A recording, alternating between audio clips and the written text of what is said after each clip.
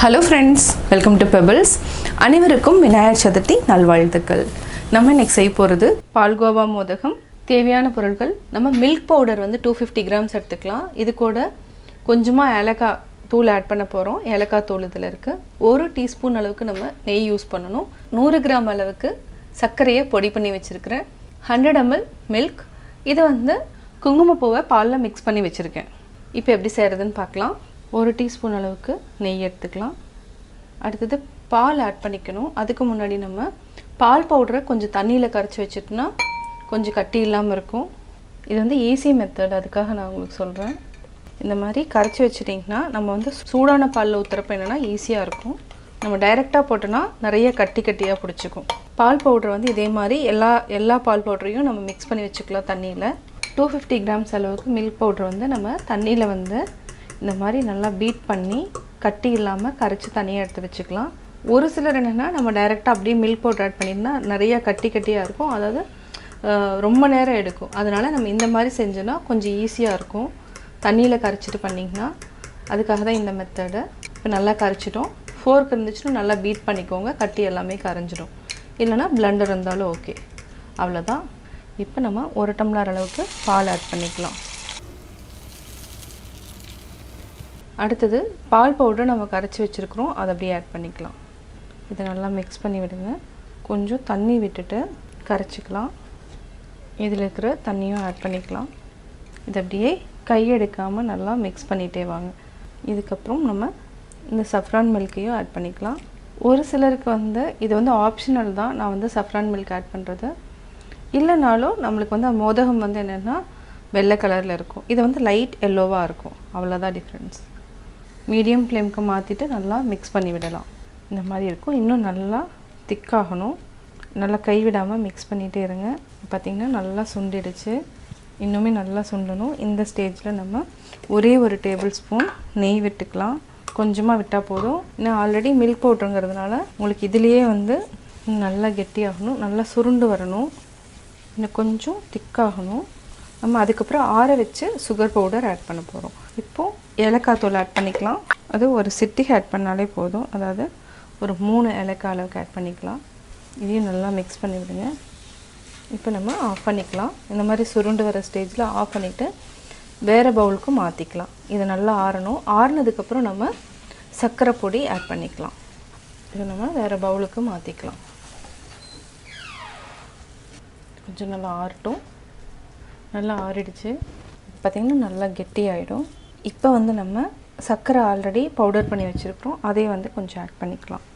பால் பவுடர்லேயே sugar இருக்கிறதுனால நம்ம கொஞ்சம் கம்மியாக ஆட் பண்ணிக்கலாம். நம்ம ஒரு 4 டேபிள் ஸ்பூன் அளவுக்கு இருந்தாலே போதும். இதையை நல்லா மிக்ஸ் பண்ணிக்கோங்க. இப்போ நம்ம கையிலேயே பிடிச்சிக்கலாம். இப்போ நம்ம கொழுக்கட்டை அந்த அச்சு இருக்குது, அதில் வச்சு நம்ம பிடிச்சிக்கலாம்.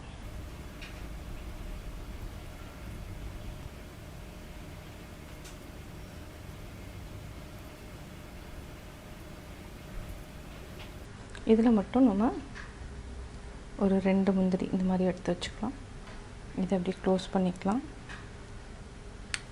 மீதி இருக்கிறத நம்ம அப்படியே ஃபில் பண்ணிக்கலாம். அவ்வளோதான். ஏன்னா நம்ம ஆல்ரெடி வந்து கீ வந்து க்ரீஸ் பண்ணியிருக்கிறோம். இப்போ நம்ம எடுத்துக்கலாம். அடுத்தது என்னென்னா, அதாவது நம்ம உள்ள ஸ்டஃபிங் வச்சதுனால அப்படி போட்டோம், இப்படியேவும் ஆட் பண்ணிக்கலாம். நல்லா டைட்டாக பிடிச்சிக்கோங்க. அப்படியே ஒரு குழி வச்சுட்டு உள்ள நட்ஸ் எது வேணாலும் நம்ம ஆட் பண்ணிக்கலாம். இதை அப்படியே எடுத்துக்கலாம்.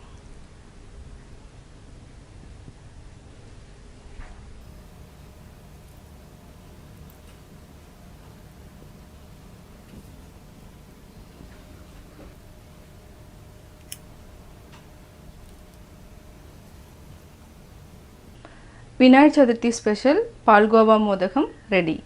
விநாயகர் சதுர்த்தி ஸ்பெஷல் ஆட்டா லட்டு. ஃபஸ்ட்டு வந்து நம்ம ஒரு பேன் வச்சுக்கலாம். இதுக்கு கீ ஆட் பண்ணிக்கலாம். 1 கப் அளவுக்கு நம்ம கீ ஆட் பண்ணியிருக்கோம். இது கூட ஃபஸ்ட்டு நம்ம ரவை ஆட் பண்ணிக்கலாம். இது வந்து சாப்பிட்றப்போ கொஞ்சம் கிறிஸ்பியாக இருக்கிறதுக்காக நான் ரவையும் ஆட் பண்ணுறேன். ஏலக்காயும் நம்ம ஆட் பண்ணிட்டோம். இப்போ கோதுமை மாவு இதையும் நம்ம ஆட் பண்ணிக்கலாம். இது நல்லா பொன்னிறம் ஆகிற வரைக்கும் நம்ம மிதமான சூட்டில் நல்லா வறுக்கணும். ஹை ஃப்ளேமில் வைக்க வேண்டாம். பொறுமையாக இது நல்லா அப்படியே மிக்ஸ் பண்ணிகிட்டே வாங்க. இது நல்லா வறுக்க நெய் வந்து நல்லா மிக்ஸ் ஆனதுக்கப்புறம் கொஞ்சம் நல்லா கெட்டியாகும். நல்லா வாசம் வர வரைக்கும் நல்லா வறுத்துக்கலாம். ஃபஸ்ட்டு நெய்யில் போட்டோன்னே நம்மளுக்கு வந்து அப்படியே நெய் கூட இதாயிரும். நல்லா அப்படியே வறுத்துட்டே வர கொஞ்சம் நல்லா நிறையா வரும். நல்லா அப்படியே ஃப்ரை பண்ணிகிட்டே இருங்க.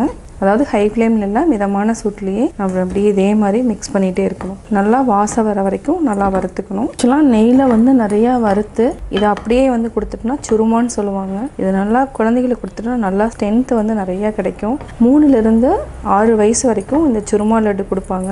இதை நீங்கள் சாப்பிட்டு பார்த்தீங்கன்னா ஹார்லிக்ஸ்னோட டேஸ்ட் இருக்கும்.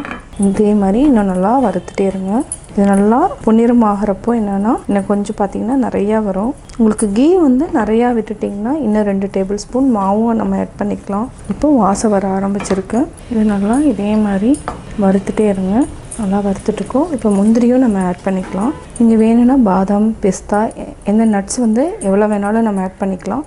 நான் வந்து முந்திரி மட்டும் ஆட் பண்ணியிருக்கேன். இதை நல்லா மிக்ஸ் பண்ணிவிட்டு இன்னும் 1 நிமிஷம் வரைக்கும் மிதமான சூட்டில் நல்லா வறுத்துட்டே இருக்கலாம். நல்லா வறுத்துட்டோம். அதாவது கோதுமையினோட வாசம் நல்லா வர ஆரம்பிக்குது. இப்போ நம்ம கேஸ் ஆஃப் பண்ணிக்கலாம். நல்லா பொன்னிறம் ஆயிடுச்சு. உங்களுக்கு பார்த்தீங்கன்னாவே தெரியும். இப்போ நம்ம சுகர் ஆட் பண்ணிக்கலாம். இதையும் நல்லா மிக்ஸ் பண்ணி விடுங்க. இன்னும் 1 டேபிள் ஸ்பூன் அளவுக்கு பவுடர் சுகர் நம்ம ஆட் பண்ணிட்டோம். இப்போ ரெடி ஆயிடுச்சு. இது வந்து லைட்டாக நம்ம ஆற வச்சுட்டு உருண்டை பிடிச்சிக்கலாம். வேறு பாத்திரத்தில் மாற்றிக்கலாம். ஒரு பவுலில் கொட்டிக்கலாம். அதுக்கப்புறம் உருண்டை பிடிச்சிக்கலாம்.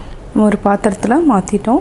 எவ்வளோ சைஸ் வேணுமோ அந்தளவுக்கு நம்ம உருண்டை பிடிச்சிக்கலாம். கொஞ்சம் சூடாக இருக்குது. சூடு இன்னும் கொஞ்சம் ஆறணும். ஆறினதுக்கப்புறம் பிடிச்சிக்கலாம். நம்ம உருண்டைகளாக பிடிச்சிக்கலாம். இதே மாதிரி நம்ம எல்லா லட்டுகளையும் பிடிச்சி எடுத்துக்கலாம். சுவையான ஆட்டா லட்டு ரெடி. விநாயகர் சதுர்த்தி ஸ்பெஷல் எப்படி செஞ்சீங்கிறத பார்த்தீங்க.